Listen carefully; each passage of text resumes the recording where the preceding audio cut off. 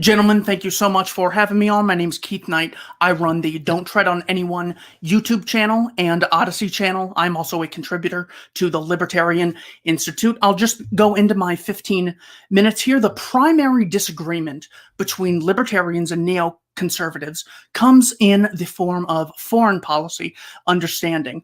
Generally, the war on terror against al-Qaeda since 2001 has consisted of not taking the Taliban's offer to hand over bin Laden, Zarqawi giving us al-Qaeda in Iraq after the U.S. overthrew Saddam, which there was no Iraq beforehand, the U.S. siding with al-Qaeda in Libya against Gaddafi, an organization known as LIFG, the Libyan Islamic Fighting Group. Muammar Gaddafi was the first person on earth to put out an arrest warrant for Osama bin Laden in 1996. It also has involved the U.S. siding with al-Qaeda in Syria against Assad. This is according to an email by Jake Sullivan. This is one of the Hillary Clinton emails where he says, AQ is on our side in Syria, siding with al-Qaeda and al-Nusra to overthrow Assad. Of course, they are also siding with al-Qaeda in Yemen until recently against the current rebel government in Yemen. It's also cost hundreds of thousands of civilian deaths.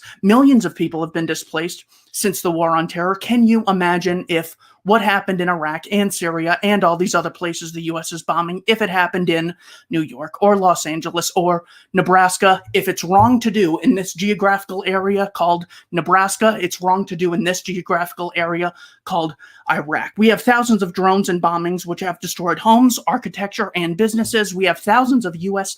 veteran suicides because of the post-traumatic stress disorder that occurs in a time of war. We've had about 4,500 military combat deaths.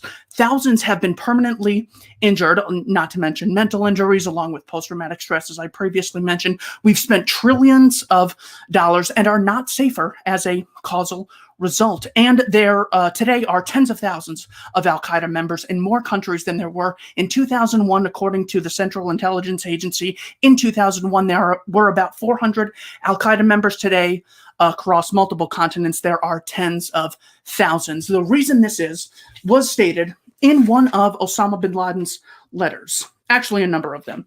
The first one was an open letter to King Fahd in August of 1995. In his second letter, a declaration of jihad against America's occupying the land of the two sacred mosques, his Declaration of World Islamic Front for Jihad Against Jews and Crusaders of 1998, and a warning to the United States in October of 2001. He primarily focused on the Qana massacre of 1996 by the Israelis, occupying Mecca and Medina with U.S. military soldiers, and Iraqi sanctions imposed by Father George Bush in 1991, which killed anywhere between 100 and 300,000 civilians. Bin Laden says it's 1.5 million, obviously a lie. We also have statements by 3 of the 9/11 hijackers, according to researcher Robert Pape at the University of Chicago. What is happening in Muslim countries today? Blatant occupation about which there is no doubt. There is no duty more obligatory after faith than to repel them. 2, repelling the Americans occupying the land of the two sanctuaries is the most obligatory of obligations. Number 3, and I say to America, if it wants its armies and people to be safe, then it must withdraw all of its forces from Muslim lands and depart from all our countries. If you saw the way the left flipped out about Russian interference in 2016, imagine if Russia had stations in America and was directing U.S. Economic and domestic policy. Of course, the war in Afghanistan had nothing to do with 9/11. It was actually a military operation planned on September 4th, 2001, according to Donald Rumsfeld in his own testimony at Congress. On March 23rd, 2004, he mentioned National Security Presidential Directive 9, which was the plan to have a regime change in Afghanistan. Now, the criteria for a just war, this is not to say war is never justified just because we oppose the state's war. Just as we oppose state education doesn't mean we're against education. Sometimes war is justified. We just have the same criteria for me helping an old lady getting mugged that we do me helping a group of people getting mugged, and if that group of people is far away in a foreign country. General principles are we only retaliate against the aggressors. The war is to be funded voluntarily. If you don't want to chip in, if you think it's a wrong thing to do, you don't have to fund the operation, and people have to join voluntarily. You have no right to draft or enslave other people. As far as if we want to care about national security, we want to make sure that we do not have a government. We want to embrace the principles of libertarianism. If a country invades and there is a government there, well, people are just looking for a ruling class to obey. If there is no ruling class and we have embraced the principles of self-ownership and non-aggression, they would have to go around and enslave each person individually. It would be a totally armed society. They'd recognize no right to rule, and you more or less would not be able to do it. Libertarianism is basically a philosophy that says human beings own their own bodies. With regard to others, they have a better claim to their own bodies because only they can directly control their own bodies. You can only indirectly control someone else's body by first directly controlling yours. Now, what does this have to do with government? What makes government a unique institution is not schools or roads or anything like that. It claims the right to initiate aggression against peaceful people.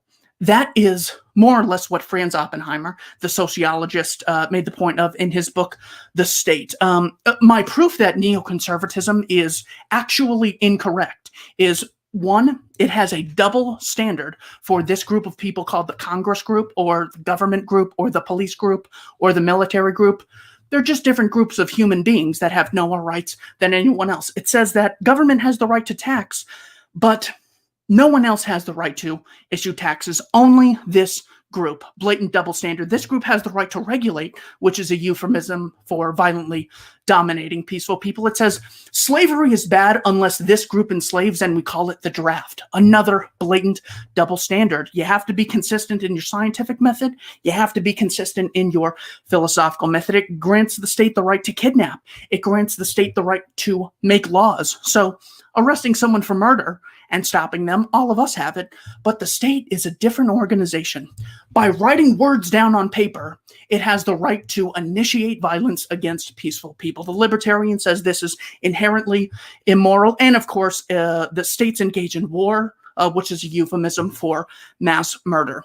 If I don't have the right to issue taxes or regulate or draft people, I do not have the right to vote for John McCain or vote for Barack Obama to do such a thing on my behalf. All it is a group of people claiming the right to rule everyone else. There are a lot of criticisms of the free market. There's greed and there might be corruption, and all that is true. The problem with these criticisms is they all apply tenfold to the state. There's corruption. Yeah, governments have corruption. The difference is what makes libertarianism morally justified is you have the ability to opt out of funding corrupt people, of the ability to opt out of funding operations that do not work, that kill innocent people, or that don't make the poor better off. Economically speaking, we have two ways of achieving this. We can either fund things through a coercively funded monopoly, the state, and Medicare or something like that. Or we could embrace a philosophy of voluntarily funded competition. All the Libertarian says is the principles of freedom we apply to our neighbors. We apply to a group called the Catholic Church and a group called Arizonans and a group called the Chinese. Everyone has the same moral standards. This is a philosophy that goes back deep into American history. All men are created equal. This means no person has the right to inherently rule over anyone else.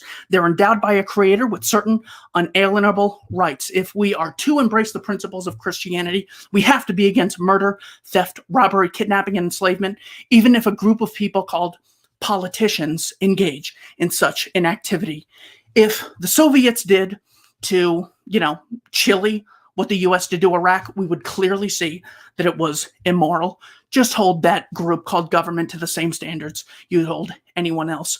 Declaration of Independence continues. People have the right to life. You have the right to live so long as you do not initiate violence against others. Then you are the aggressor, in which people have the right to defend themselves against you. The right to liberty. This is the ability to do anything you please so long as you do not initiate violence against someone else. That interferes with the freedom of someone else. So while we advocate freedom, we do not support the freedom to rape, enslave, kidnap, or murder. Is this a contradiction?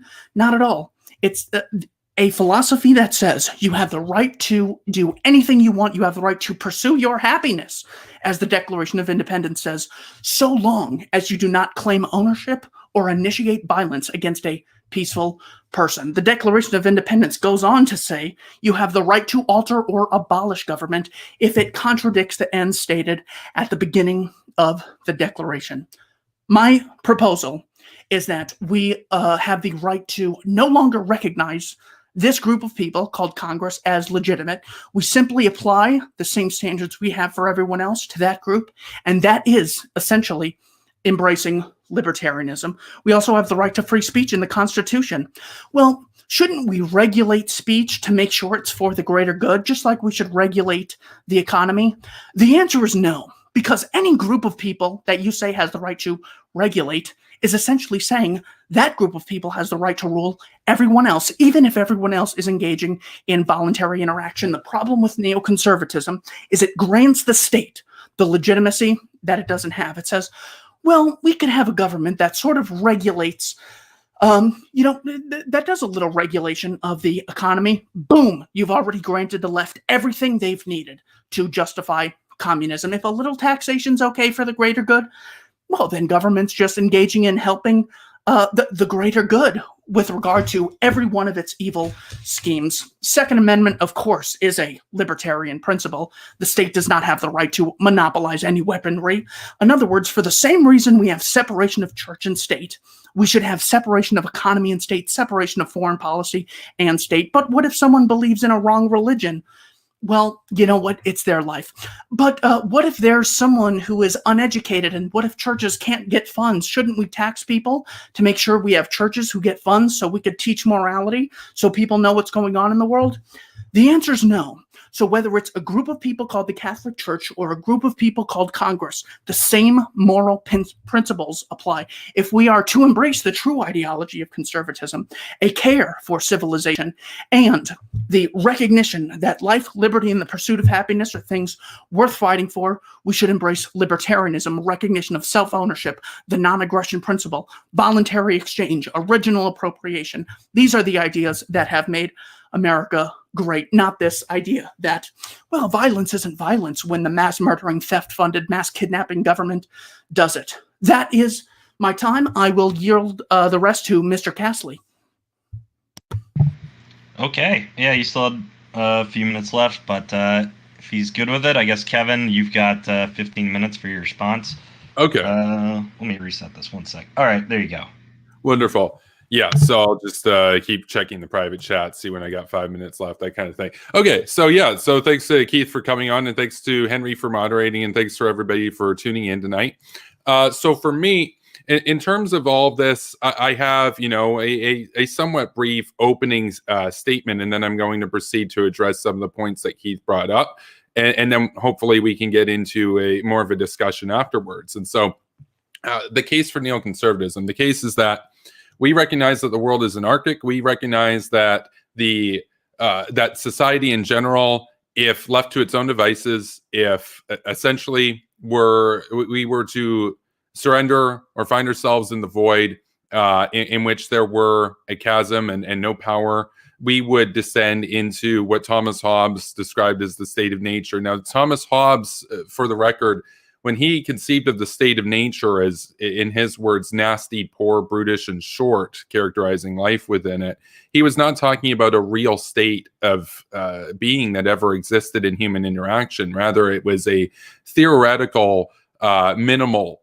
existence that if it ever emerged, it would immediately find itself rendered, not applicable, because humans in that state of nature would immediately thereby covenant into interactions with each other such that we would, by various means, we would come together to recognize a legitimized sovereign as having the power to order and provide structure. In other words, we covenant to give the state the sole monopoly on the legitimate use of force. And that to say that it's a double standard misses the point that it's inevitable, that it's necessary. And it's so necessary that not only without it would we descend into Thomas Hobbes' state of nature, as he described, but that state of nature wouldn't even exist, because we would immediately come back into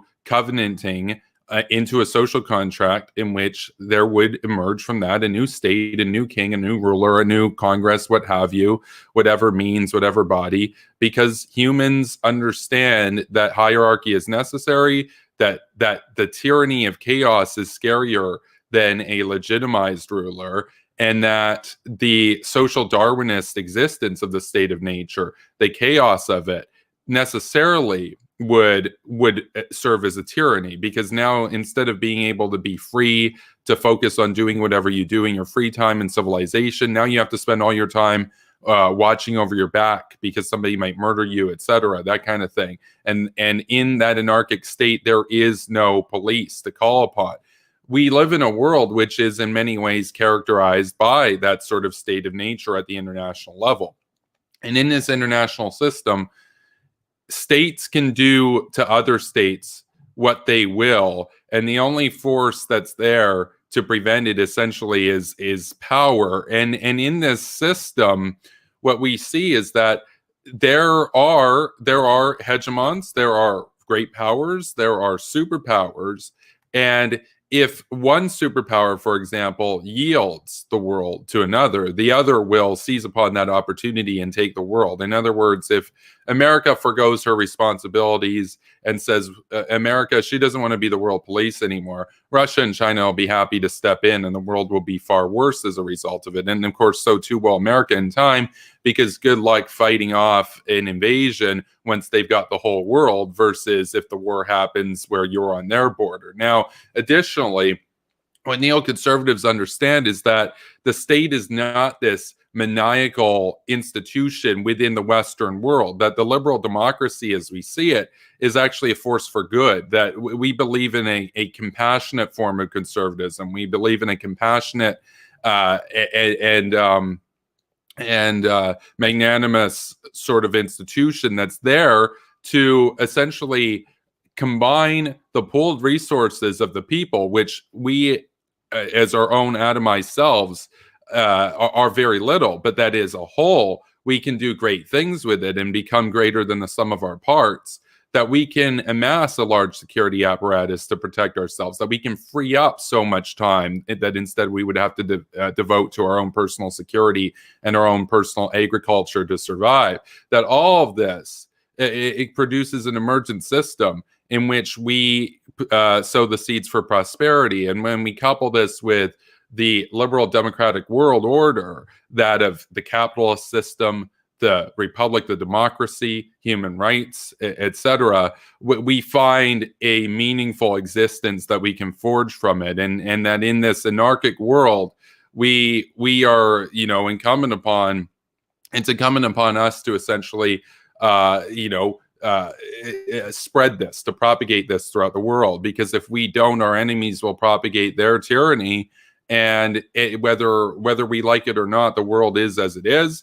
And we must be the vanguard of liberty. And so I want to now get to some of the points briefly that were mentioned by Keith. And so I did take notes during his opening statement. So Keith, of course, invoked the non-aggression principle. I recently have produced a video called The Non-Aggression Principle is Immoral, Degenerate, and Stupid. My view of the non-aggression principle is basically this, that it is immoral to bear witness to genocide, to bear witness to murder, to bear witness to the most grotesque atrocities that we've witnessed, and to have the capacity to intervene and to not do it. And that, to me, it goes back to this point that we cannot surrender ourselves to nihilism. We have to stand for something. We have to be better. We have to be greater. And that in our pooled effort as a society, as in terms of the West and in America specifically, there is the capacity to intervene. There is the capacity to make the world a better place,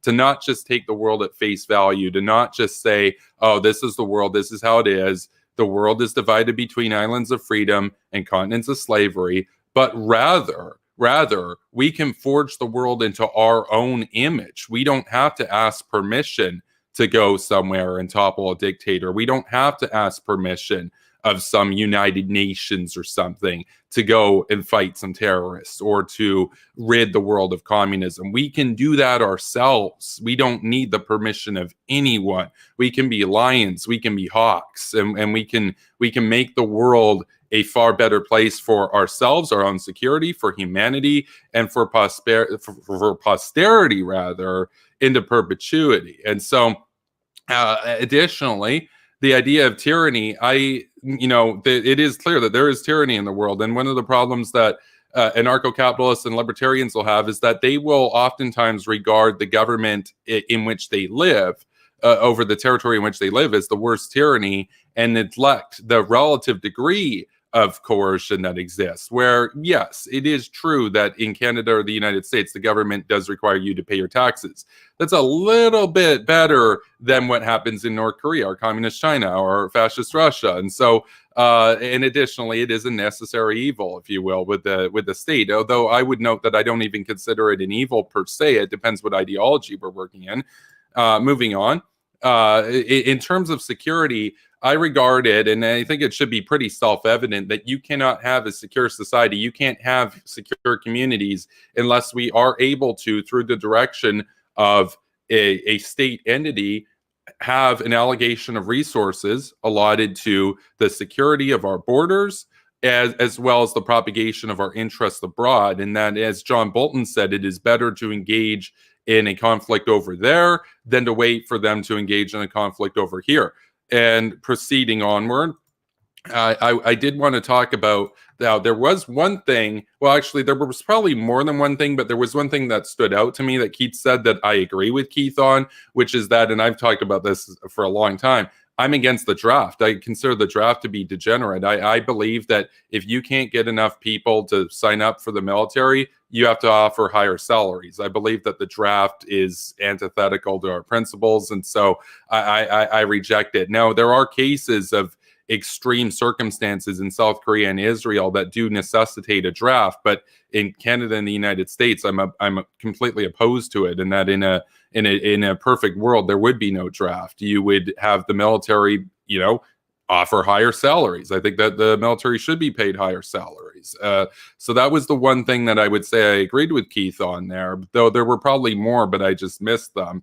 I did want to say that I did notice from Keith a blatant false equivalency that was drawn between the United States, which is I regarded not just as an exceptional country, because we know that the United Kingdom and Israel and Canada and Japan and Taiwan are all exceptional nations, but that they all would be Soviet communist gulag colonies without America, and therefore America is not exceptionalist. Rather, as I did in a video about a year ago, America is meta-exceptionalist. In other words, all exceptional countries of the West owe their existence to America and her great nuclear umbrella and her commitment to the defense of the free world. And additionally, I did want to talk about how, yes, Russia does things. They're a state that engages in coercion of force, and America is a state that will also apply force abroad. However, America is the vanguard of liberty, and fascist Russia is a degenerate, oligopolistic backwater. And to regard their actions and America's actions as essentially, they're somehow morally equal, misses the point that America is an exceptional entity. Additionally, here I did want to get into the idea of what Rumsfeld had mentioned about the Afghanistan war. The problem is the United States went into Afghanistan as a result of 9/11, but even if it were true, what Keith had mentioned, that war was still good. That war was still just. The Taliban's control over Afghanistan was a monstrosity.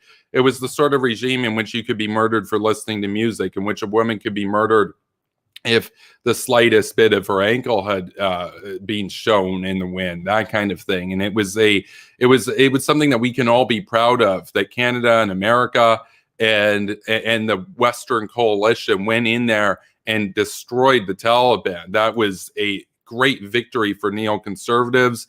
And to the extent that the Taliban still exists, they are less than a sixth of what they used to be in terms of their territorial control. And they would be all but gone if it were not for the weakness of these anti-war leaders such as Obama and Trump.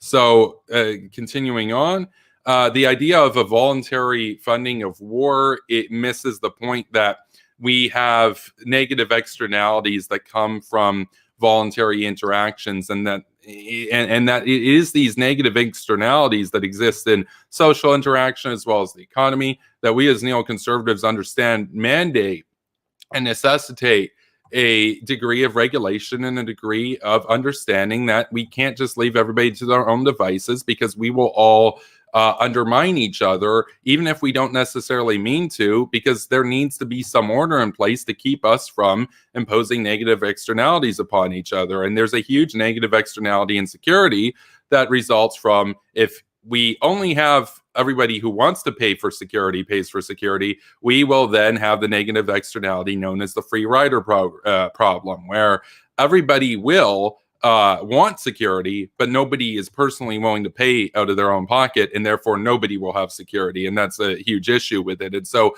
I know that we're still in opening statements time, but one question that I do have for Keith, and I'm looking forward to his response, is, do you believe that negative externalities exist in economics and social interaction?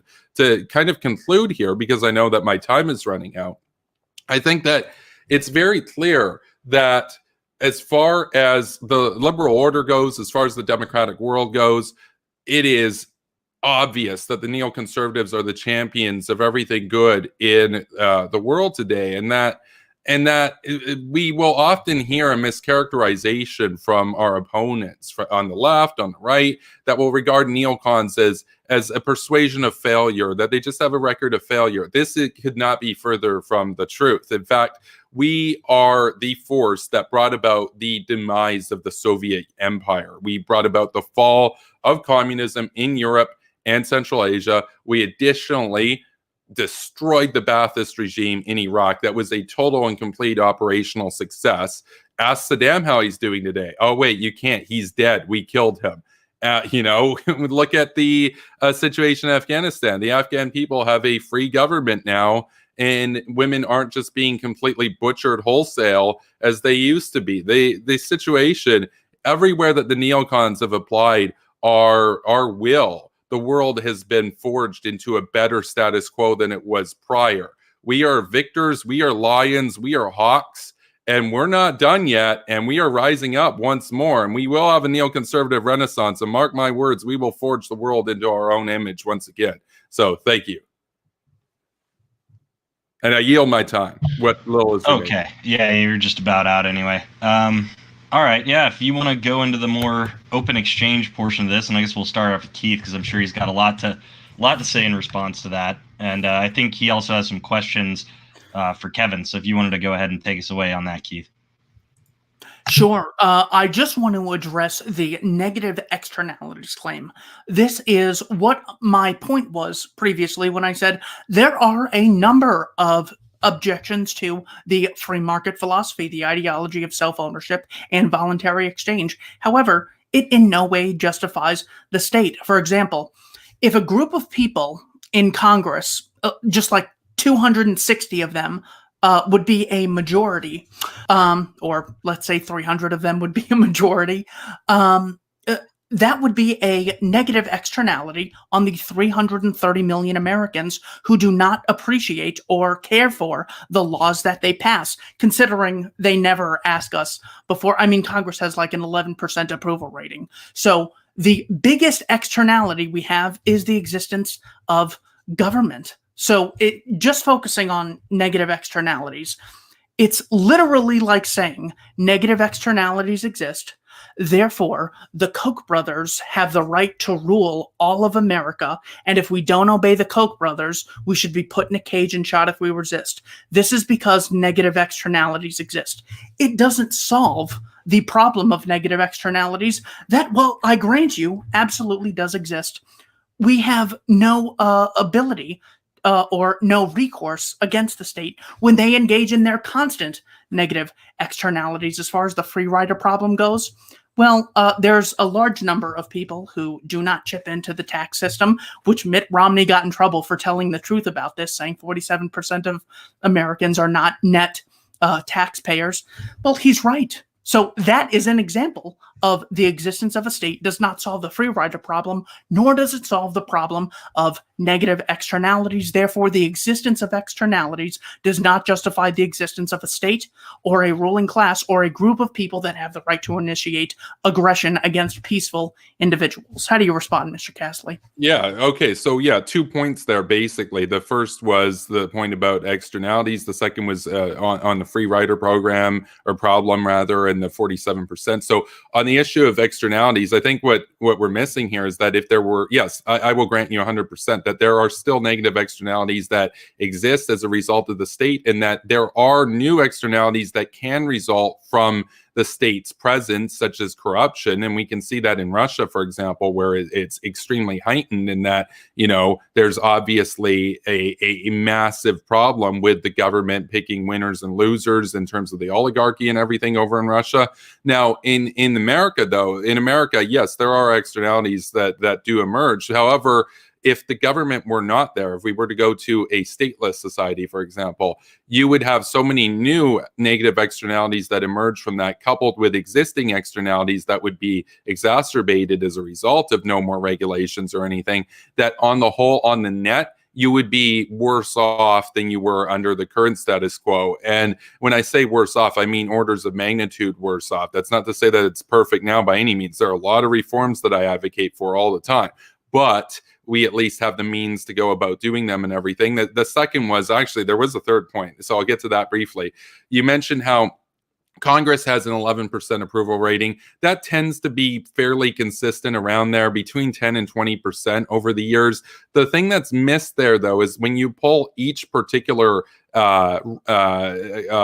district and you ask people, what's your view of your congressman or your congresswoman? Most people have a favorable view of their own personal representative, but they regard Congress as an institution fairly objectively negatively. But their own congressman, they're like, oh, well, he's great, but we don't like the others. And everybody has that view where they like their own. And of course, that's the case because they had to get elected. They had to win. If they didn't like them, they'd vote them out in the next election. And so that's how that results. But it makes sense that you see a lot of the gridlock that happens in Congress and everything, and so people don't necessarily like that, even if they like their own congressman. So it misses the broader picture there.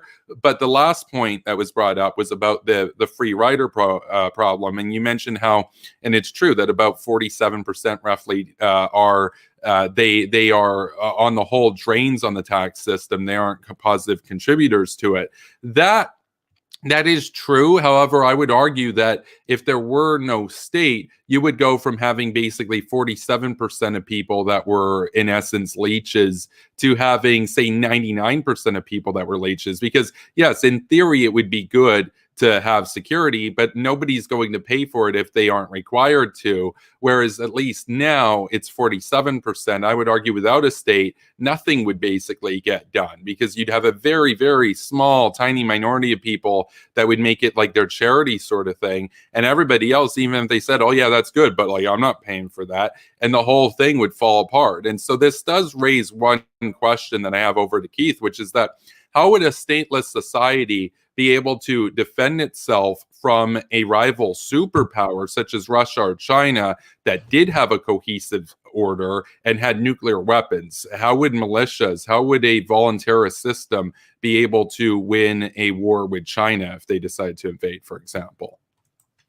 So the best mechanism for defeating a superpower would be to turn the populist against the current ruler. For example, whether it's President Xi or socialist secular dictator Saddam Hussein. The method you would use is to hack their computers and send a PDF to all the emails of a document titled Anatomy of the State by a professor from the University of Nevada, Las Vegas, Murray N. Rothbard. What you essentially would do is delegitimize the existence of the ruler in that country to strip them of their power. There currently exists a general understanding between the rulers that they will not either target each other, nor will they go to their populations and explain why the other ruler is inherently illegitimate. So if you were to go to China and explain the principled difference between the Marxist ideas that they sort of generate, the class struggle that they advocate, and you were to say, hey, the real exploiter is not the bourgeoisie or the capitalist or people who invest their time and efforts into products and services and voluntarily make them available to the masses. The great exploiter in society is President Xi and his allies. This would actually turn people against the current regime. The Central Intelligence Agency actually did this with documents in Nicaragua, where instead of fighting the people, you end up punishing civilians for what dictators do. And as much as the dictators kind of suffer, the civilians really suffer, and they're already suffering under the dictators. As far as the free rider problem goes, well, if you take all the time and effort and energy we currently put into begging politicians to pass laws on our behalf, and then hopefully the judges rule in such a way that the laws are beneficial to the masses at large, well, then maybe you can reap benefits. The free rider problem would be less of a detriment in a voluntarist society that recognized the principles of natural law, the principles of the Declaration of Independence, all men are created equal with rights endowed by a creator. The reason you would have less of this is because you would have more charity. People would find it in their self-interest to increase their social status by tweeting about how they donate to this organization and how they're a member of this police department and how they're a member of donating to this fire department.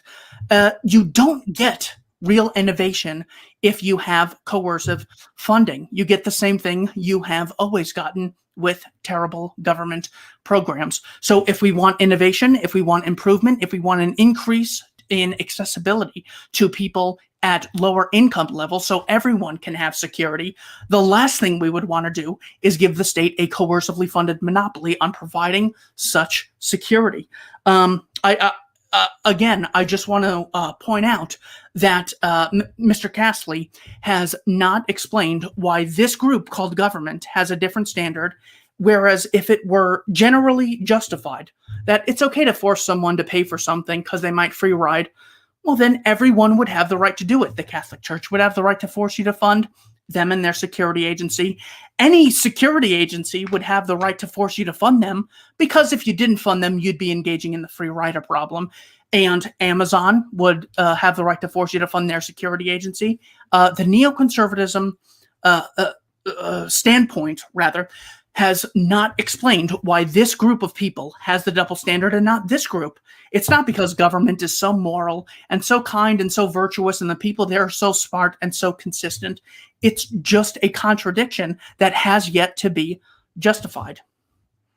Okay, so there are a lot of points there. The first one that I wanted to get into was you brought up the case of if an enemy superpower invaded America, you would wage an information war against them. You would get everybody in the country to send PDFs of Rothbard's work over to people in China to delegitimize Xi Jinping. The problem with this is that we live in a free country already. I've seen some of Rothbard's thoughts and everything, and it hasn't convinced me, and I live in a free country. Now imagine you're in China, and now all of a sudden you open up your email and you've got this leaflet from this internet leaflet from somebody in the United States, and you're like, oh, most people aren't even going to open it. Some are going to report it to the government, and the ones who might start reading it, if they actually start taking it seriously, they're going to be disappeared in the night and taken to gulags, so it's not going to do anything to undermine their state.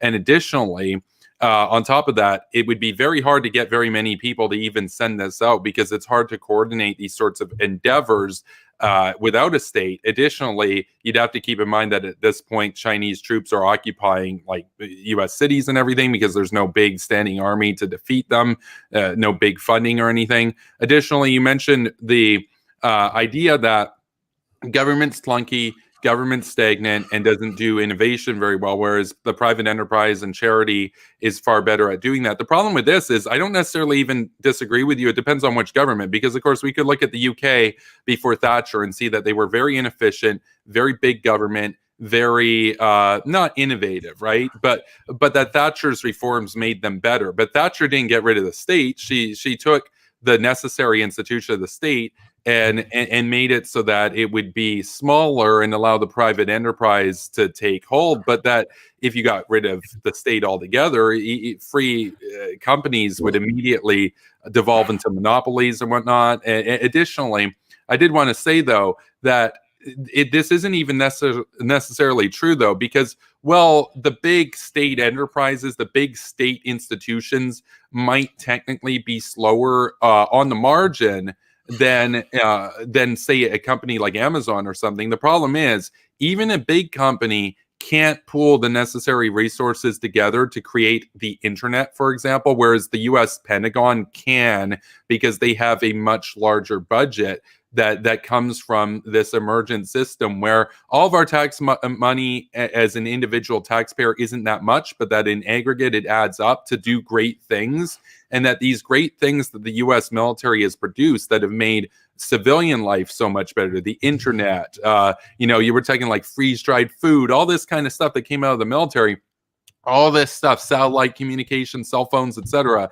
All this stuff wouldn't even exist if it were left up to private charity. We would still be in basically almost a feudal era, except we wouldn't, because a state that was against us would have taken us over by now, because that kind of system cannot stand up to states armed with nuclear weapons and cohesive standing armies that could just, like, how is a militia in the woods going to stop a nuclear weapon, for example? That's my issue, right? So again, I guess a bit broader than the last question, but if two questions. If Rothbard isn't convincing to people in a free society, how would that strategy work in a tyranny like China? And second, how would the United States without a government be able to actually defend itself from an invading army that did have a cohesive standing force, such as China, Russia, etc.? Even Canada, in this example, would have a more cohesive and equipped military at this point. So Stefan Molyneux goes over this in his book, Practical Anarchy. He says, you are the king of a geographical area. You have two countries to invade. One country has a disarmed populace because they have a government and a monopoly on violence. And all you have to do is defeat that monopoly on violence, those people and their bases, and you have the allegiance of the country. All the propaganda that country uses to get its citizens to obey them, you now have, because you've defeated that single army. The second country that you can choose to invade has a populace that does not recognize your right to rule, and you will be facing a guerrilla war. You could say that you might get bogged down in Afghanistan, like the British and the Soviets and America currently is. You would get bogged down in such a place that it would be so hard to rule over the geographical area because no one recognizes your right to rule. It would literally be the equivalent of me putting a crown on my head and walking from Chandler, Arizona to Tempe, Arizona and say, hey guys, I just want to let you know I am currently the ruler of Tempe, Arizona. As I tried to dictate people around, I would have my head blown off, certainly in Arizona, before I was able to enforce any of my edicts. Because the people don't recognize your right to rule, that would strip away the very power you would have. So whether it's literally sending emails to the citizenry of your opposition, it might even include assassinating the people at the top echelons of your opposition. For example, Ho Chi Minh during the Vietnam War was actually, according to Bob Bergen at CIA.gov, was a collaborator with the Office of Strategic Services, what we today call the CIA. Just as Saddam was palling around with Donald Rumsfeld in the Iraq-Iran war, just as the Mujahideen were being funded by the Americans. If you want to know who the next enemy is going to be, all you have to do is look at who they are currently funding. These are not wars to defend us. What they are strategic games to build up an enemy to justify the existence of a next war. Even the Soviets, according to, of all people, National Security Advisor Zbigniew Brzezinski, in, I believe it's his book, Between Two Ages, where he cites the work of Anthony Sutton, it's titled Western Technology and Soviet Economic Development 1945 to 1973. He cites that you can't have a state without, you can't have a parasite without a producer. You can't have a state without the entrepreneur. So what happens is people like Friedrich Engels, who funded Karl Marx to write the Communist Manifesto, Jacob Schiff, who funded the Bolshevik Revolution, George Soros, who is funding Bolshevism in America today. In order for these tyrannies to exist, they need a productive people to exploit. If you focus on getting the productive people to no longer recognize the legitimacy of the actual exploiters, not the Marxist nonsensical exploitation theory, then that is how you would defeat an enemy, along with not recognizing their legitimacy or their right to rule. You would more or less assassinate the dictators of the opposition. That is how you would fight a nuclear power. Okay, so I've got some responses to that. So you talked about how you would basically engage in guerrilla war against this power. I would argue, though, that they'd still be able to take over and occupy central facilities and whatnot to make life very difficult, and that life would suck under that, and that even if you were able to wear them down, that wouldn't actually result in a stable equilibrium, because then somebody else would just come in and you'd be in this perpetual state of fighting, new powers that would come in. And additionally, one thing that I wanted to mention was that the characterization that you've kind of been engaging in here is this implied stance of mine that I'm somehow anti-Second Amendment. I'm a huge fan of the Second Amendment, big fan of gun rights. And I think that a state, like you mentioned those two examples, one where the people have no guns and the state has the guns, versus one where the state doesn't exist and the people have the guns. Well, no, here's what I would argue is the best hedgehog, the best security, the best position to be in. Live in a state where the people have guns and the government has guns, like the United States, where you have a strong collective security that's amassed by the Pentagon and everything, but at the same time, you have a defense from any potential excess of ambition by the government, because you've got an armed population to keep the government in check. And additionally, if anybody does invade the United States, they not only do they have to go through the United States military, they also have to go through, 150 million Americans with 400 million guns. I like that. So just for the record here, I'm a big fan of the Second Amendment. I'm also a big fan of the state. So that's my view of it. So what if there is a government and another government takes over? Wait, can you clarify what you mean exactly? So if there's a government in Poland and a government invades Poland and takes over, then what happens? Because you've lost. Your terrible anarchic scenario has come to fruition in Poland and France and hundreds of millions of other geographical areas that have existed since ancient Egypt. My position is not anarchism is perfect, because my position is anarchism is superior because it doesn't rely on initiating violence against peaceful people, allows people to pursue their happiness so long as they don't initiate violence against other people, and coercively funded monopolies are inferior to voluntarily funded competing organizations. So the idea that, look, there are terrible shortcomings in a free society. There are terrible shortcomings in a society that allows for voluntary marriage. That does not justify the existence of the state prearranging marriages, just as there are terrible shortcomings in the existence of the free market society. That doesn't justify a state any more than it justifies George Soros ruling over us, because in the absence of George Soros ruling over us, there would be negative externalities, and we might get taken over by a foreign regime. If the people do not recognize their right to rule, they cannot take over any society. It would be as dumb as me going into Afghanistan with a crown on my head saying, I am Mullah Omar. I hereby declare being the ruler of this geographical area. It just cannot happen without the general recognition of the populace at large that this person or group of people have the right to rule this general area. Therefore, the best defense against aggressing nations is the general institutionalized recognition of the self-ownership principle, voluntary exchange, and libertarian anarchism. Okay, so You mentioned, or you asked, what would happen to Poland if another state invaded. We could just look at history. The Nazis had a stronger military. They invaded Poland, and then Poland was butchered. And then afterwards, at the same time, actually, the Soviets invaded the eastern part and then butchered the Poles. So what happened was the Poles had a weak state, they had a weak government, and they didn't have the same hard military power or alliances as Nazi Germany and their sphere of influence in the USSR. So they got totally butchered and carved up.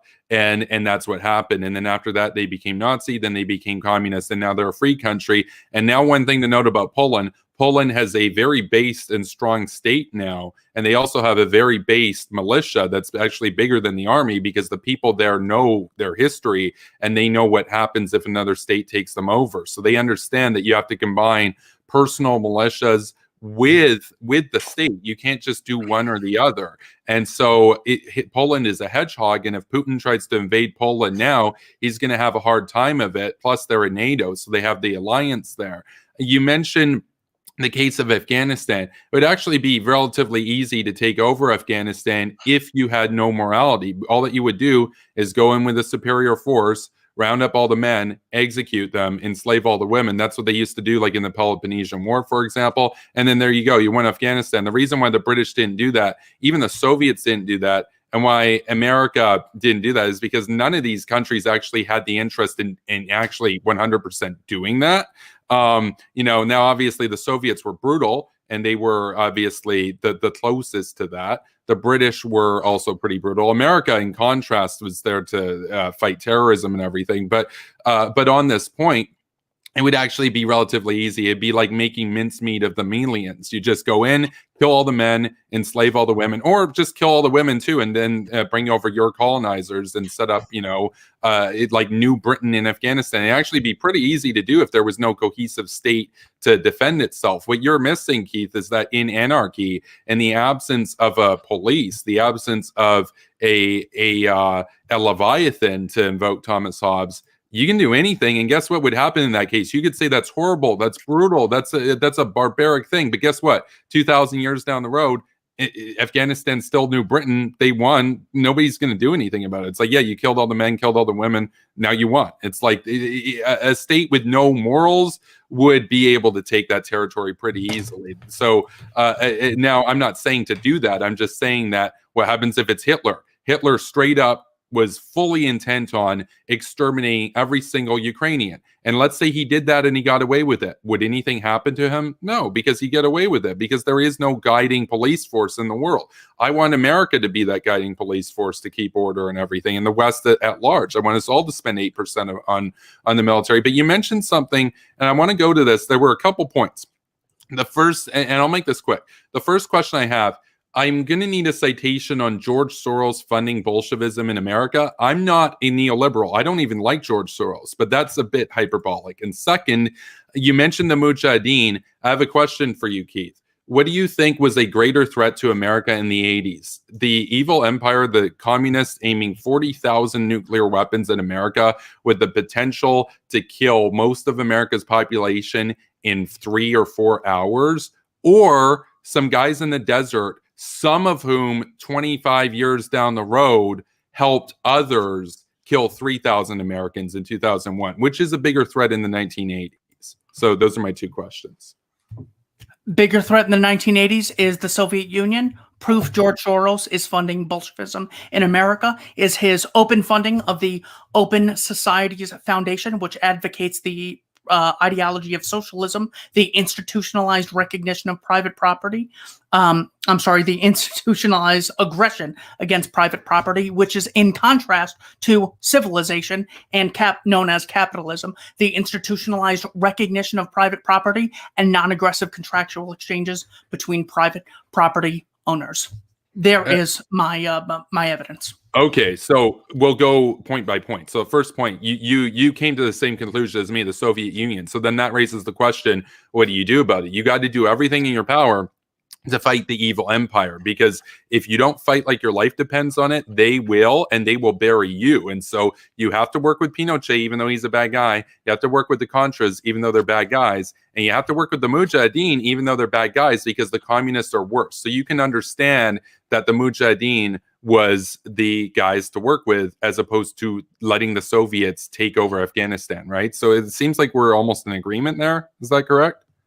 Correct. There is there are times where you have to side with evil people in order to conquer a greater evil. There's nothing anti-libertarian about that. As I mentioned in my opening statement, in order to justify a war, what you would want is voluntary funding, voluntary association, and to only use aggression defensively against people who are already aggressing. I do want to ask you about Afghanistan. So if I look at decision points, page 192 by George Bush, I laid out an ultimatum to the Taliban.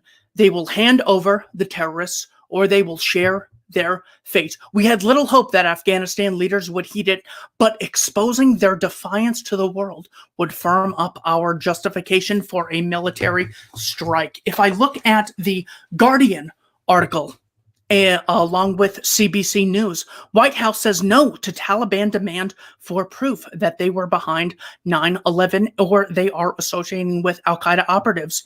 Gareth Porter, U.S. refusal of 2001 Taliban offer gave bin Laden a free pass, according to the internal press service. U.S. rejects new Taliban offer. ABC News, October 14, 2001.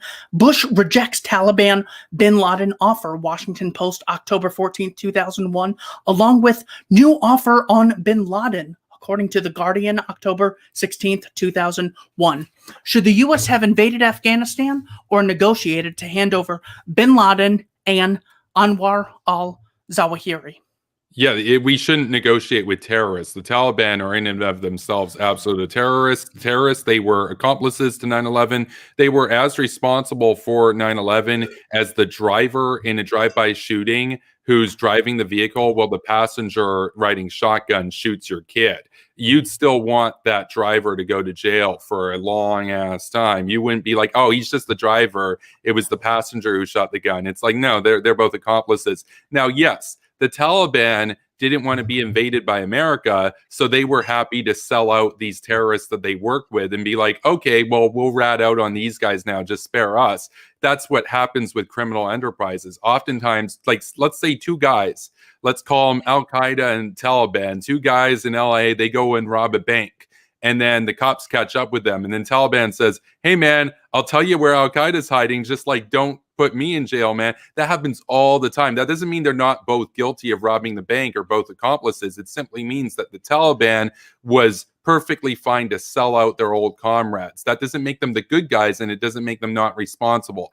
And you got to kill the Taliban, and you got to kill Al-Qaeda, because they were both responsible, and you don't negotiate with terrorists. That's my stance on it, and I'm very glad that the Bush administration had the moral high ground to go after both and bring them both to justice. That was based in hawkpill. Now, additionally, I did want to get to something which you mentioned. You mentioned, Keith.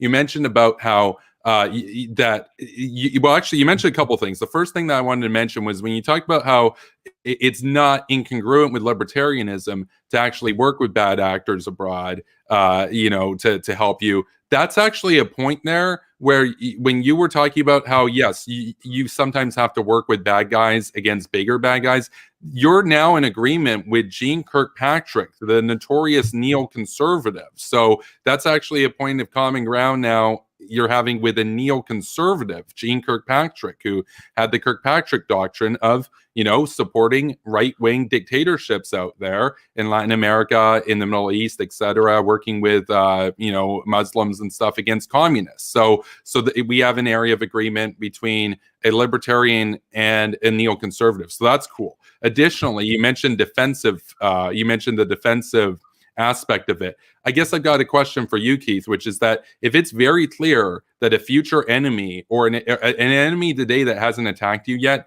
is building up their arsenal, doesn't it make sense to go in and kick their ass before they come for you versus waiting for them to come for you so you can have some moral justification to fight back? So, for example, let's talk about North Korea. It's very clear with North Korea that they're building up enough nukes, as I've talked about on my channel for a long time, to blackmail America so that they can invade the South and tell America, you're not going to stand up to your security considerations. You're going to let us go in there and take your guys prisoner, and you're not going to stop us, because if you do, we'll nuke all your cities. It's obvious that that's what they're going to do. Should America launch the first strike and take them out before they get enough nukes to do that? Or should America wait and be caught? I guess that's my question, because it seems like waiting for the enemy to fight on their terms is stupid. So that's why I'm a massive advocate, a huge supporter of preemptive war. So as far as preemptively striking an enemy, I would simply have you're going to be shocked, the libertarian response of making sure that we don't have a double standard for government as opposed to aggressors. So if I have a plan, and here I have it written out, I'm going to kill Bob. I'm going to go to Bob's house, and then I'm going to wait till he's asleep, and then I'm going to kill Bob. Well, if at some point, if I say I hate him, that is not a justification to shoot me in the head. Well, if I have a total plan and all-out operation to murder this peaceful individual, then you would not be initiating aggression. You would be responding to an open-ended aggressor. Again, I am not against stopping people from initiating violence when they have already demonstrated themselves to be a threat. All I'm saying is I don't have a double standard for government.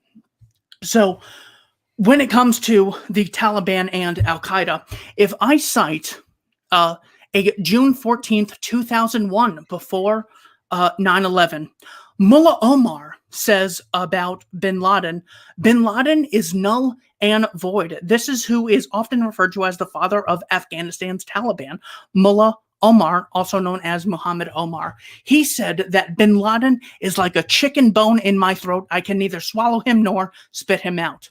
When we're talking about Al-Qaeda and the Taliban, we're talking about two different organizations.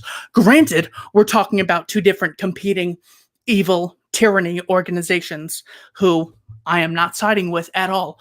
But the idea that we had to invade Afghanistan and we had to be bogged down in a 20-year war is not the case at all. We could have treated 9/11 as we treated something like any other terrorist crime. As a crime, we would have gone after the people. We would have looked at who had the incentive to create the bombs or fly the planes in the first place. And then we would have gone after those individuals who actually participated in the immoral actions. We would not have justified a war. For example, if I commit an act of evil, you wouldn't go to war against Arizona. You would go to war against me and my co-conspirators. All I'm saying is the same principle you have for people in this geographical area called America, you have for this geographical area called Afghanistan or Africa or China or the Middle East or anything else. Because the neoconservatism philosophy does not address that double standard is why it is wrong and libertarianism is right. We do address the double standard that you bring up, though. I just want to quickly go to the point about the Taliban, though. The Taliban harbored Al-Qaeda. They were supporters. And then afterwards, when it was clear that the U.S. was going to invade, they sold out Al-Qaeda. That's pretty clear. That doesn't make them the good guys. And additionally, when you mention those incentives and stuff, I want to touch on something that you mentioned in your opening statements. You talked about how Al-Qaeda used their justification being that, you know, they hate the Saudi royals and they hate that the West is in Saudi Arabia. That's like their main point. They want to get the West out of Saudi Arabia. It almost seemed like victim blaming, where it was almost implying that America asked for 9/11 by standing with her allies, because Saudi Arabia is a great ally of America, for example, and the royals are our friends. And without them, you would have an Islamic State like ISIS, led by Wahhabist clerics, that would be causing untold destruction in the region. The House of Saud is a great force for stability in the region, and they actively help against Iran and Russia, for example, in terms of oil as well as military considerations. So when you talked about investigate their incentives, we know what Al-Qaeda's incentives were. They hated America. They wanted America out of Saudi Arabia so that they could butcher Saudi Arabia and go on their jihad and everything. And so who would you go after? I've got a question for you, Keith, because when you say you would go after those who did it and look at their incentives, who who would you go after? Would it just be bin Laden and you'd leave the Taliban alone? Is that it? No, I would have taken the Taliban's offer to hand over bin Laden. I would also have them hand over Ayman al-Zawahiri, the Egyptian doctor who took over the Azam group with Osama bin Laden. I would also have them hand over Zarqawi, who was advocating an Islamic State in Iraq. This is someone clearly in opposition to the non-aggression principle that totally would have been justified. Maybe even some Taliban leaders. I don't know all the specifics, but all I know is that starting a 20-year war against a nation where, according to the official story written by Philip Zelikow, 15 of the 19 hijackers were from Saudi Arabia, not Afghanistan. The others were from the United Arab Emirates.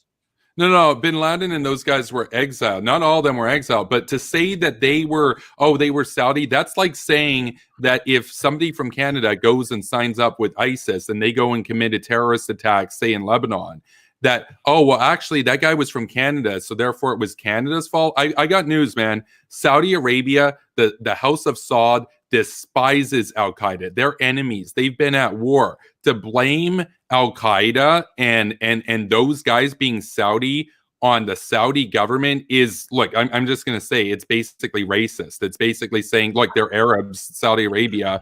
Like, they have nothing in common with the Saudi royalty. So they hate the Saudi royals. Not at all. The U.S. sided with Saudi Arabia, and in doing so, they supported Al-Qaeda in Iraq while taking out Saddam. They supported Al-Qaeda in Syria against Assad. They supported Al-Qaeda in Libya against Gaddafi. That sounds like some left-wing propaganda, man. That sounds like some Russia Today propaganda. That's not true. Which part? The funding Al-Qaeda, working with Al-Qaeda in Syria, that's not true. That's like a Jimmy Dore. That is completely true. It's called not true. I need a citation, bro. It's called Operation Timber Sycamore, in which Jacob Sullivan, the current national security advisor for Joe Biden, sent a memo to Hillary Clinton. Make sure Hillary knows we're on Al-Qaeda's side in Syria against. No, that's fake news.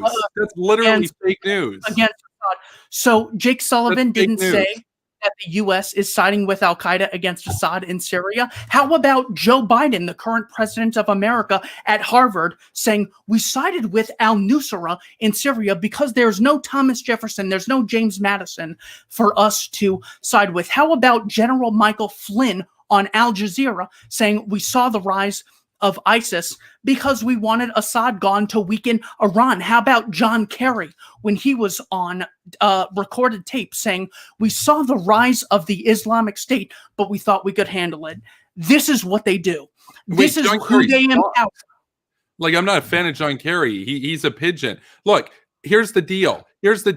With everything there, you talk about Al-Qaeda and al-Nusra in Syria. I got news, dude. Those guys are horrible. And to say that the United States worked with Al-Qaeda is basically a conspiracy theory that's been debunked. However, even if it were true, Bashar the Butcher has killed over 500,000 Syrians and forced 8 million to flee to Europe.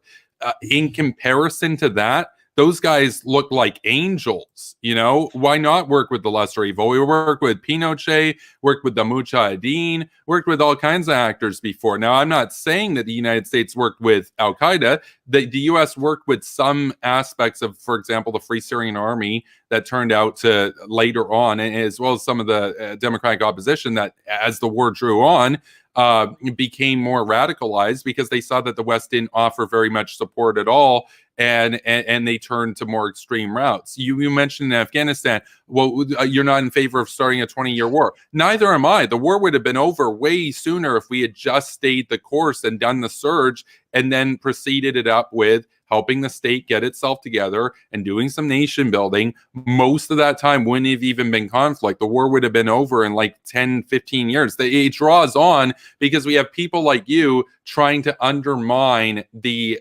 commitment, the troop presence, the force application in these areas. And so I want to end the endless wars by winning them. I don't want to do a yo-yo thing where we pull out after 20 years, but we haven't solved the problem. So now they strike again, and now we have to go back because now the people want to get blood for those that killed their families in another 9/11 and so on and so forth. Let's just get rid of the problem, nip it in the bud. You talk about working with Saudi Arabia as if that's somehow bad. Saudi Arabia is one of America's most loyal allies. They've done so much to help the West. They work with Israel. Think about that. This is a state that used to embargo America for recognizing Israel, and now they work with Israel. This is a state that used to ban women from doing anything, that now women have some minimal freedoms, and they're moving in the right direction. That Saudi Arabia has done worlds to help with Iran, with Russia, for example, to undercut Putin on oil prices, and that hurts Putin big time. You look at 2014, for example. I mean, it looks like you're taking Taliban and Al-Qaeda talking points and saying they're mad about us, so therefore let's not be us. It's like, how about this? Let's be lions and hawks and admit that, yes, Al-Qaeda doesn't like what we're doing. You know what? They can go and cry about it. They can go and jerk each other off and be upset about it and everything. That's their business. That's like, they're going to be upset about that. You know what? Good. I want them to fume and doom because they're my enemies. It's kind of like saying, well, you know, Kim's scared that America's got nukes, so he wants nukes. I'm like, oh yeah, I get why he wants nukes. I get why he's scared. He should be scared. I'm not playing sympathy for the devil here. I want to nuke his ass. You know, that's me. So. The problem is you're not nuking Kim. You're going to end up nuking the civilians that Kim is already oppressing. When it comes to Saudi Arabia, they are an ally in the same way Ghislaine Maxwell is an ally to Jeffrey Epstein. They are an ally in the mass murder atrocities that exist in Yemen. Let me give you an example. That was Iran that started that. The Houthis you got to let him finish, Kevin. Okay. You got to let him finish his statement, man.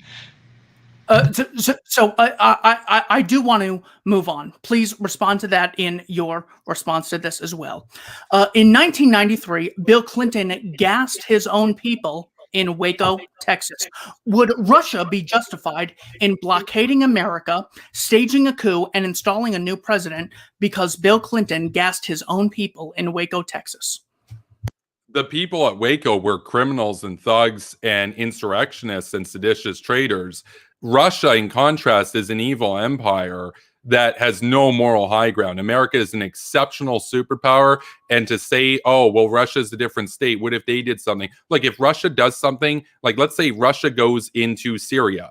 I don't like that. They're my enemy. If America goes into Syria, great. I've been advocating for that for a long time. You know, it should have happened in 2011.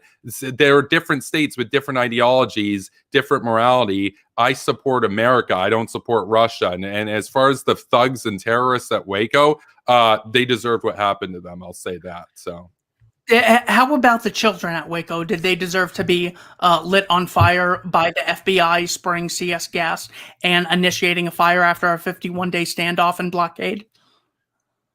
Collateral damage happens in every conflict. It's not something that you root for, but it's an inevitable part of dealing with those that wage violence against you. So exactly. And the Branch Davidians were not initiating violence against anyone. The ATF originally came there to stage an Operation Showtime, which was to resolve them of the atrocities they committed against Vicky Weaver at Ruby Ridge. So this again is more false nonsense that the government creates a problem so they can allegedly give us a solution, which is no more justified than what was happening beforehand. For example, they were a cult. They were a cult, dude. They didn't look. They were a cult. The kids weren't going to be able to leave. Yes, they were. That's why David Koresh allowed people to leave. I think there were 31 people who left before day 51. That's according to David Thibodeau, a Waco survivor who wrote a book called A Place Called Waco, and I interviewed on my channel. This is all fake news. It's the idea that, well, government murder isn't really murder because there's other bad people. For example, Mormonism or Scientology or the belief in statism is a cult. The idea that the president said words and then wrote them on paper, so we have to abide by his executive orders. That is a cult. That does not give me the right to murder you any more than it gives the FBI the right to murder the Branch Davidians. They were totally peaceful until the ATF initiated violence against them. That is an actual example of how people like you will justify violence against American citizens because you've already justified it against people in a different geographical area. That is the problem with neoconservatism. It hurts you just as much as it hurts anyone else, and it also happens to be immoral and inconsistent. But that's the utilitarian argument against it, is the chickens will come home to roost. Wait, so you're just going to tolerate that sort of behavior to go unchecked? Basically, that's what we're dealing with. And you also mentioned, oh well, just because the president signs it, it's just a social construct, bro. That sort of thing. No, I actually happen to believe that the president is the legitimate leader of the free world as elected by the people of the United States, and that his or her words mean things, and that you can choose to go the sovereign citizen route and say, oh, I'm not going to pay attention to that or whatever. That's fine, as long as you still follow the laws and everything. And if you violate that, I know I was listening to one of your episodes that you had done recently, and if I recall correctly, you said, look, if a citizen goes out and kidnaps somebody, that's a crime called kidnapping. But if the government puts somebody in jail, that's called incarceration. I got a question for you, Keith. Are you actually opposed to incarceration? Are you opposed to prisons and jail? Not at all. All my standard is if I have the right to do it, then a group of people called Congress would have the right to do it. If I don't have the right to do it, then I don't have the right to delegate to Congress people a right to do it. So, for example, I have the right to put people in cages for murder, most types of fraud, most types of theft, and for things like kidnapping and trying to enslave other human beings. That is not a violation of the libertarian principle. It is embracing the libertarian principle of self-defense and non-aggression to deter the aggressors, not to nuke the city that they happen to live in because everyone is a co-conspirator. All I'm saying is that I hold government to the same standards I'd hold anyone else to. So you have the right to cage a murderer and shoot him if he resists, because he has demonstrated himself to initiate violence against peaceful people. That is the root of libertarianism. What differentiates murder from killing someone who's initiating violence against you? They're invalidating your consent. The difference between sex and rape, consent, embracing the libertarian principle. Difference between employment and enslavement, consent, the embracing of the libertarian principle. The difference between trade and theft, the principle of non-aggression. That is who belongs in a cage. Now, most of these people happen to belong in politics who engage in the large-scale violations of the non-aggression principle. So, of course, I'm not against prisons. I'm against caging people who initiate violence against peaceful people, because I do not recognize that as a legitimate form of civilization and human beings interacting with one another. So, okay, a couple points here. The first is, so yes, you can do a citizen's arrest, but you can't just do all kinds of things at your own will. You need to have, the legal authority to do so. And we have a justice system so that we don't have cruel and unusual punishment, all that kind of stuff. We have a standardized system of justice by, trained judges and everything that can mete out a fair punishment in that case. And that's why we have police and everything. Now, here's the problem. Somebody could just as easily say, hey, man, he didn't do anything wrong. You're the bad guy in all this. And it creates this infinite loop where now somebody can kill you, because we need to have standards. Now, I'm not saying you can't take matters into your own hands out of self-defense. That is true. You can do that. But you got to call the cops in other circumstances. But as far as, incarceration and everything goes, it basically sounded like to me what you were arguing was that it's just the state, and the state doesn't have any sort of like higher legitimacy or whatever, which misses the point that the state in a representative democracy as the United States has a higher order legitimacy, because we entrust into them an authority that as individuals we can't necessarily do. And so I've got a question for you, Keith, which is that should individual citizens be allowed to just mine uranium, enrich plutonium, and build nukes? Is that something that should be tolerated? Because the government can do that. Should individual people be able to do it? Or can you see why there would be a problem there? So at some point, you are engaged in activities that are such a threat to people around you that they would be unjustified. So an example would be, do I have the right to load a revolver and spin it around and point it at your head and then cock the trigger? Well, no. Do I have the right to own a revolver? Well, yes. At one point, it's me owning a weapon for my self-defense. At another point, it's an actual threat to you. The way that we are able to find this equilibrium is not by entrusting a group of lying mass murderers, theft-funded, called Congress. The ability is for us to judge for ourselves. Now, this sounds sort of chaotic, and how will anyone agree on anything? Well, no one agrees on history, but we have a free market in history, more or less. If there wasn't a state, we'd have a free market. In order for people to recognize something as legitimate history, what you have are competing authorities that are voluntarily funded who generally give us an idea of history. What we have in science is people who engage in hypothesis and experiments and voluntary funding that would give us an understanding of science, just as we would have a voluntarily funded organization who gives us an understanding of natural law and objective morality. For the same reason we understand that 1 + 1 = 2, we would understand that initiating violence against peaceful people is inherently immoral. So to answer your question, sometimes all you're doing is finding an equilibrium. It's not immoral for me to pat you on the back. It is immoral for me to hit you 100,000 times as hard as I possibly can. What is the exact amount of force I have to use at which it's a point of an assault? I don't know. Let's have voluntarily funded competing judges. As bad as those voluntarily competing funded judges can be, they're a hell of a lot better than a coercively funded monopoly that claims a double standard on the right to initiate violence and put people in cages for victimless crimes. Okay. So there's a few points there. I guess just very, very quickly, though. So you're saying that the individual citizen or the individual person shouldn't be allowed to build up a nuke, right? Like, even if they don't cock the nuke, they shouldn't be allowed to have it, is what you're saying, right? Yes, and the principled difference between, and this doesn't apply for the individual citizen. This is all people, even if they're in the Department of Energy, Department of Defense, Department of Congress. This would still apply, because something like a nuke, you do not have the ability to discriminate between violence, between people initiating violence and people who are innocent civilians. So nobody in this society should have a nuke, then, is what you're saying. Is that right?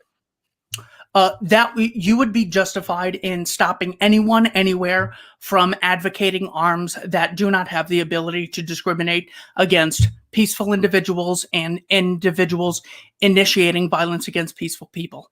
Yeah. So this society would not have any nuclear weapons. Okay, just for the record, because a lot of the technologies that the military has now that minimize collateral damage, such as drones and whatnot, which are far less deadly to civilians than carpet bombing, which they used to do back in the day, all this was brought about by huge investment by the government that individual, even billionaires, couldn't have done on their own. And yet the government was able to do it. And now we have a means of going about strikes that are more precise and whatnot, that limit collateral damage. But I additionally wanted to just get to a different point of this, which was that you had mentioned the mercenaries, or you had talked about private enterprise earlier. And so Machiavelli, more than half a millennium ago, wrote about how never trust the mercenaries, always have a national standing army, because in peacetime, the mercenaries will command from you a premium, and in wartime, they'll just take a bid by your enemy and go and work for them, because they offered more money. How would you approach that? Don't you understand that there's a point to patriotism and to a national standing army that's committed to defend one nation, not just beholden to whoever's got the highest contract, the highest bidder? Like, don't you understand that there are some elements of security that can't be privatized, because that in and of itself would induce a security externality against the people?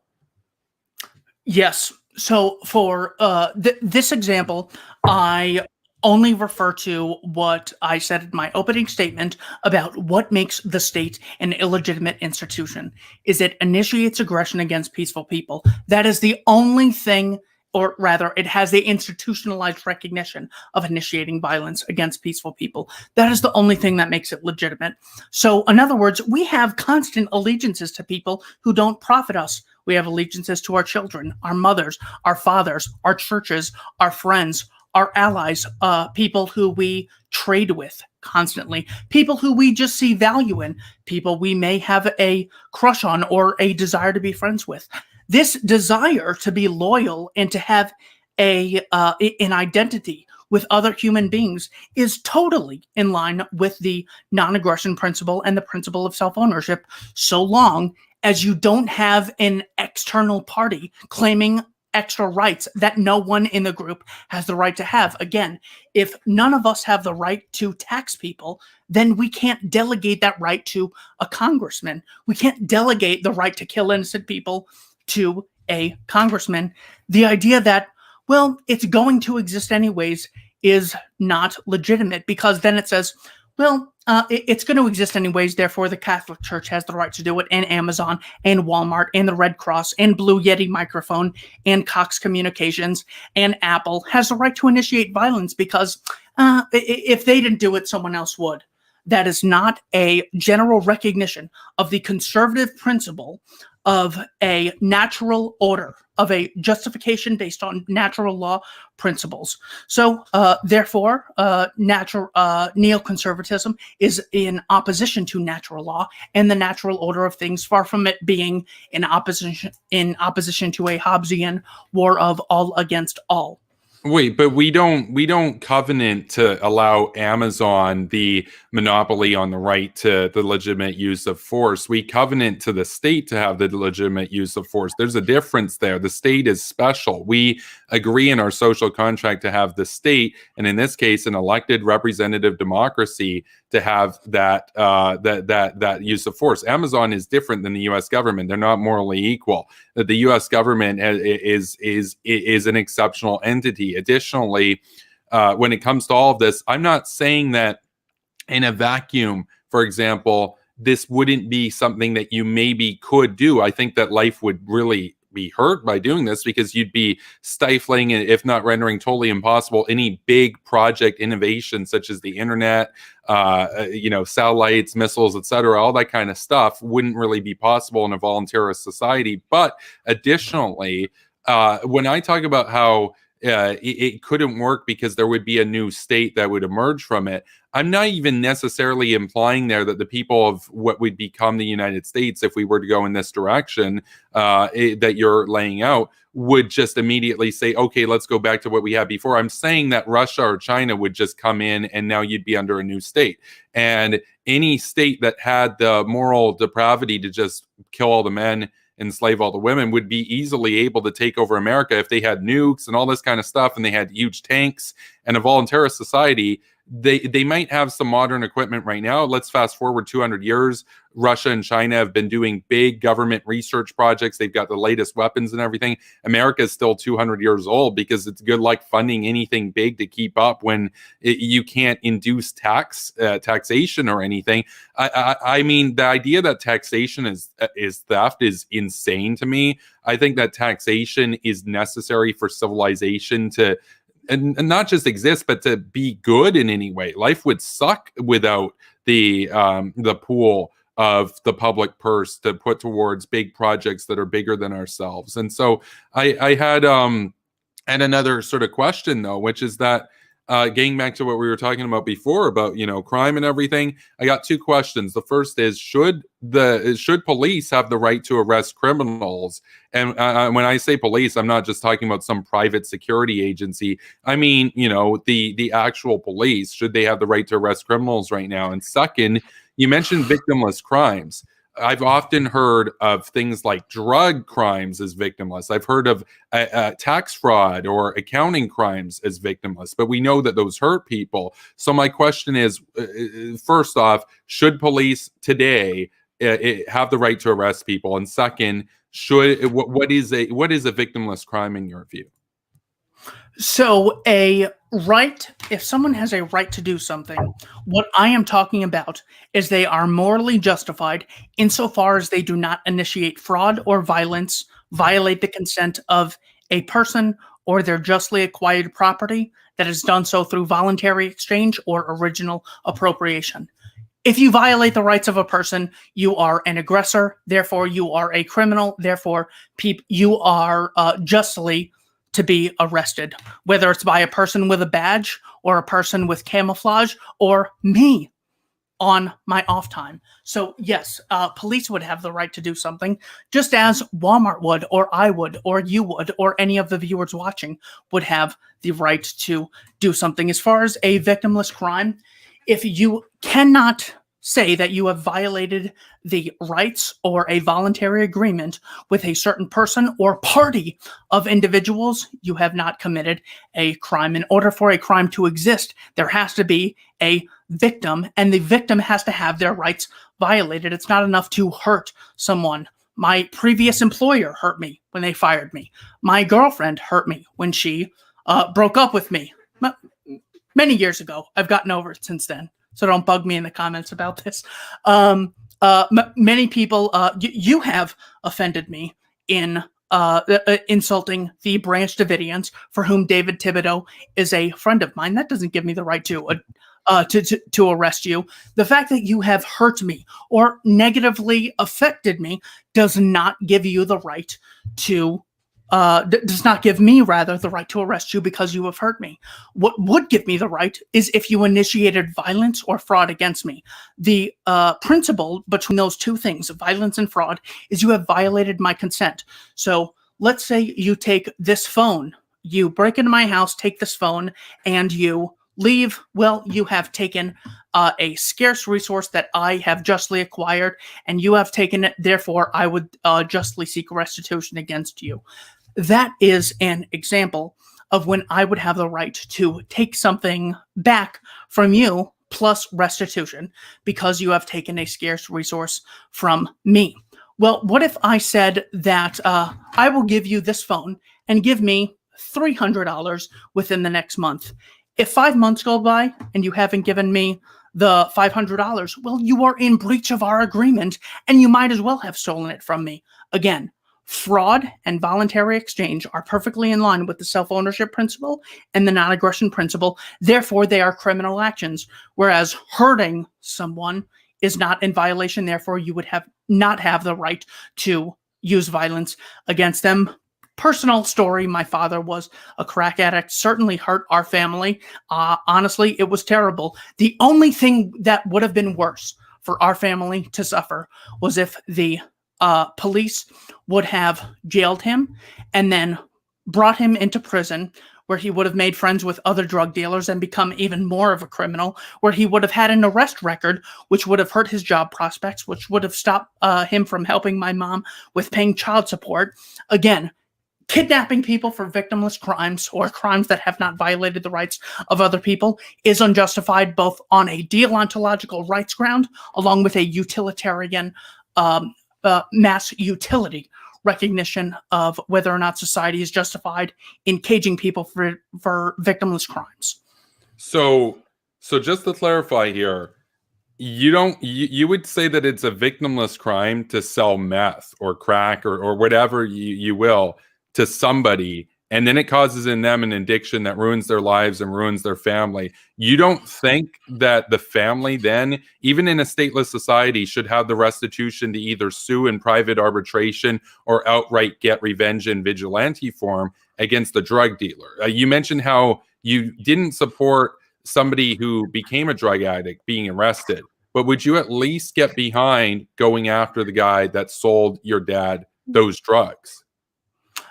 No, Really? I would not. He Really? was engaged. Like proliferators of drugs are evil. I mean, like hardcore drugs are literal filth. So not only would you not be justified in caging someone for engaging in a voluntary exchange with someone else in a free society where there is no drug war, you would not even have such potent drugs. So just as during Prohibition, you had things like moonshine, where you had to hide it from the kidnapping cops. So you had to have a small amount that was really potent.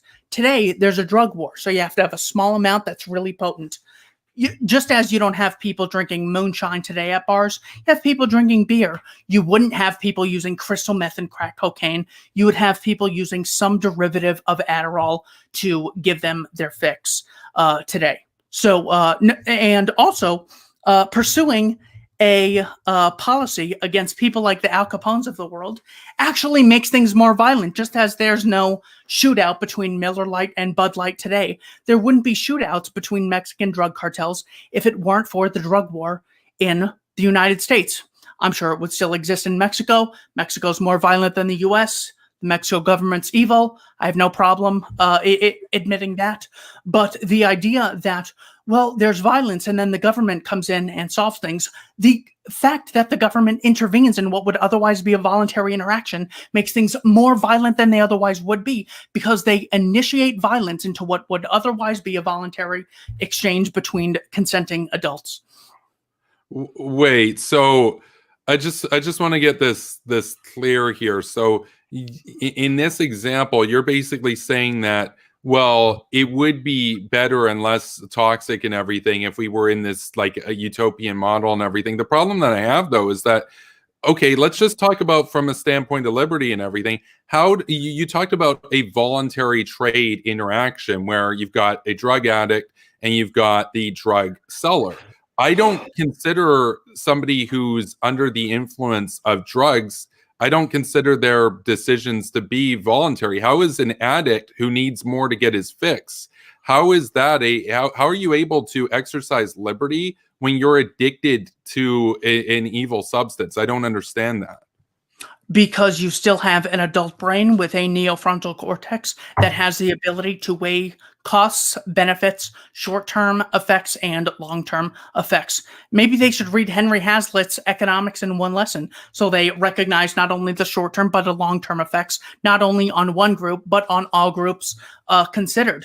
The fact that there are negative externalities with drug addicts does not justify the existence of one group of people initiating violence against all drug addicts and all drug dealers for all of eternity. This is a voluntary exchange between consenting adults. I don't think you should give up your kidney. If you want to sell your kidney, your body, your choice, your life, your choice, your business, your choice. This is the fundamental difference between the conservative principle that I actually advocate, the principle of civilization, and the leftist principle of collectivism. We, the collective, haven't given you the right to engage in such an activity. That is totally unjustified if we want to embrace the principles of Americanism, the right to life, liberty, and pursuit of happiness, the right to abolish government, the right to freedom of speech, and the Second Amendment. We have to recognize people's self-ownership and their ability to live their life however they please, so long as they do not initiate violence or fraud against peaceful individuals. Okay. So, like my dad was addicted to drugs, for example, ruined my family, all that kind of stuff. I consider those that sold him drugs, that kind of thing, as perpetrators of violence, both against him and my family, for example. You see it as a non-violent, voluntarist, sort of voluntary interaction. I completely disagree with that characterization. I think that one reason why the government exists is to have moral standards for society to keep us from falling into the state of nature, if you will. And that, we can disagree over to the extent of what should be legal, what shouldn't, etc., and what's like a gray area and everything. But that there is a clear case here for this to be seen as a violent sort of act. So this leads me to my next question, and that is, and I guess I'll say to the moderator, Henry, are you good if we do like a 2-minute intermission? Or what do you guys think? I was gonna say something. I was gonna say something around the 2-hour mark. Eventually, I figured either you guys want to wrap it up or take a break. I would assume to use the restroom or something. It's up to you guys.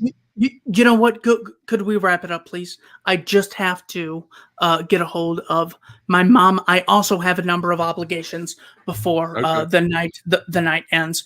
Okay, Could we well, I got go? one question. Could we go 10 more minutes? Sure. And then thank you, sir. Yeah, no, sure. So I got one last question then that I'll close on, and then you can get a question, and then we can do our closing statements, I guess. So my last question then is going to be, in this society, how would, for example, how would you enforce the age of consent? How would you prevent people, like, seriously, think about it, because you might have some people out there that don't share your moral compass, that regard being, say, 52 and having sex with a 13-year-old as totally fine, even if you could argue that it violates the NAP. But they say it doesn't, and they claim to be a good anarcho-capitalist or whatever. How would you go about stopping these people, and where's the line, and how would you enforce an age of consent in this system, Keith? The way to enforce an age of consent can be done two ways. One, by a coercively funded monopoly known as the state, or two, by voluntarily funded, cooperating, competing institutions. It is superior to have a group of competing, voluntarily funded institutions to enforce a genuine age of consent rather than a coercively funded, involuntary group of people called the state. No, I am not saying that. I know for a fact the age of consent will be justified in the absence of a state, but the existence of a state does not stop people from engaging in violations of consent. The obvious example would be Eli Cohen, the Mossad agent in Syria, who would have literal minors sleep with Syrian officials so he could get information on the Syrian officials, so he could help Israel in the 6-day war. Of course, background about Israel. Israel is the freest nation in the Middle East, and of course I support them. That was simply an example of how the existence of a government does not stop the age of consent from being violated. We're not talking about a utopia, as my opponent, Mr. Castley, mentioned earlier. All I am talking about is I want X achieved. We want something achieved. We can either do it voluntarily or violently. We can either do it through voluntarily funded competition or coercively funded monopoly. My position is superior because it allows people to opt out of associating with evil, and it allows the masses to allocate resources in such a way that they are desirable to make sure the vulnerable are protected, that freedom is achieved, and the principle of self-ownership can be practiced in the real world. Okay, well, I guess we'll wrap up the debate then. I guess we should probably go to our closing remarks. So. Yeah, if you want to do, I don't know who wants to go first, but I think you guys are okay with like brief closing statements, like 3 minutes or so. Is that maybe 5 minutes? Is that better? Or? I'm good with 3. Like, because Keith, you mentioned that we could do shorter ones. Yeah, 3 minutes. All right. So who went? I guess, Kevin, do you want to go first since Keith went first at the beginning? Yeah. And then Keith gets the last word. Sure. All right. Yeah, no, that's fine. Yeah. So I think it's been clear tonight, my friends. So thank you for tuning in and everything. Thanks to Henry for moderating. Thanks to Keith for coming on. It's always good to see people who, they disagree, but they at least have the courage to come here and debate, because some people out there that are opponents of mine, they just don't have the courage to do it. And, it's always better when we can have an exchange of ideas. And so what I think in terms of my thoughts about everything tonight is I think I've made a fairly clear case why we not only need a state at a domestic level, why it is the case that things tend towards monopoly, and therefore we're best to have a monopoly in which we have a universal covenant towards to have a legitimate sovereign. And I prefer representative democracy there. That's the best system. I think that it's very clear that the state that exists in the United States, for example, as well as all Western nations, is exceptional compared to the continents of slavery that have existed throughout history and exist today. I think I've made a very clear case for government intervention in the market, in society, etc., to protect us, not only from violence from the outside, but also, and many times from ourselves, from doing things that might in the short run seem good, but impose harm not only on ourselves, but on others, and that we need a mechanism there to correct for that behavior.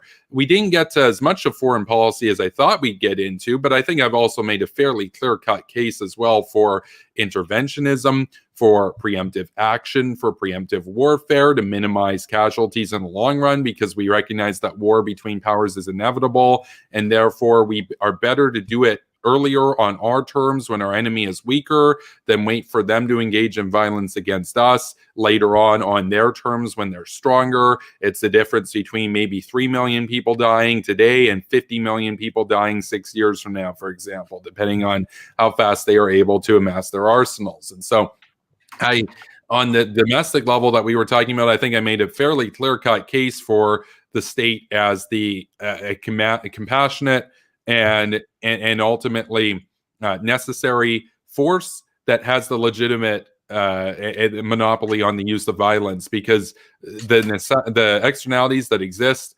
necessitate an intervention both abroad and at home. So thank you for watching, and with that, I yield my time. All right. So if you want to go ahead and close this out, Keith.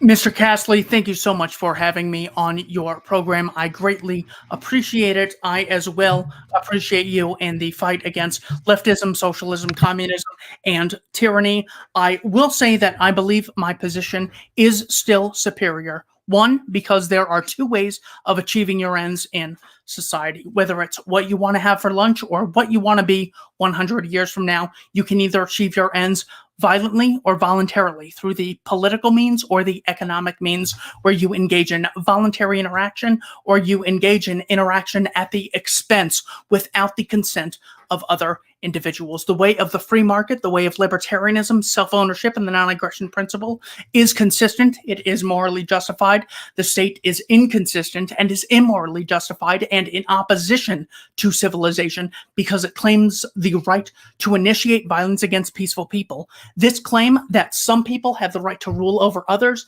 is literally the claim of the slave owner, the right that we own, you people called the citizenry. The group of people called the Congress group own the lives and they own the bodies of the people called the citizenry. Again, on the economic point, a coercively funded monopoly is inferior, both productively and morally, than a competing, voluntarily funded group of competing organizations. So again, every criticism that can apply of voluntarily funded competition applies tenfold to the coercively funded monopoly of the state that Mr. Castley advocates. If we want to embrace the ideas of Thomas Jefferson, all men created equal, endowed by a creator with certain unalienable rights, the right to pursue your life, liberty, and the pursuit of happiness, without a group of people claiming the right to own your body, then we must embrace the principles of self-ownership, voluntary trade, and the non-aggression principle. Mr. Castley, thank you for your time, and thank you to Henry for moderating the debate, as well as the listeners for taking the time to listen to us. For the same reason we should have separation of church and state, we should have separation of economy and state, and separation of dispute, whether foreign or domestic, and state. All right, great. Obviously, you guys know this is Kevin's channel, where to find him. I think you can find Keith at, I believe his YouTube channel is Don't Tread on Anyone, if you want to find him. So I guess that wraps it up. Have a great night, guys.